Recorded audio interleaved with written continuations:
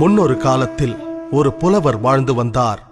அவர் தனது குடும்பத்திற்கு உணவு கூட அளிக்க முடியாத வறுமை நிலைக்கு தள்ளப்பட்டார்.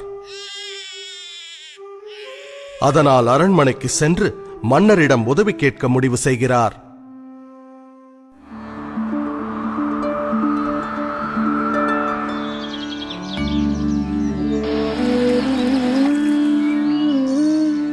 மன்னரை கண்டதும் புலவர் தனது பாடல்களை பாட ஆரம்பிக்கின்றார்.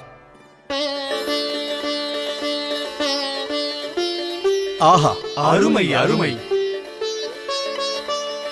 பாடல்களை கேட்டு மனம் மகிழ்ந்த மன்னர் என்ன பரிசு வேண்டும் என கேட்கிறார்.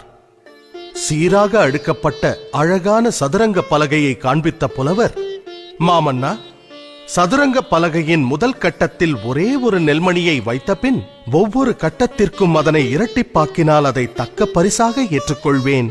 நிச்சயமாகவா? தங்கம் வேண்டாமா? நெல்மணிகள் போதுமா? ஆம் மன்னா என்றார் புலவர். அப்படியே ஆகட்டும். மன்னர் உத்தரவிட அவையினர் நெல்மணிகளை வைத்தனர்.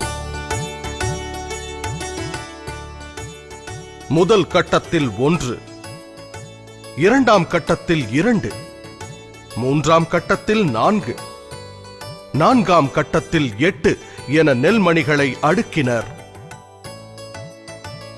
10ஆம் கட்டத்திற்கு வந்தபோது நெல்மணிகளின் எண்ணிக்கை 512 ஆனது. 20ஆம் கட்டத்திற்கு வந்தபோது நெல்மணிகளின் எண்ணிக்கை 5,24,288 என அதிகரித்தது.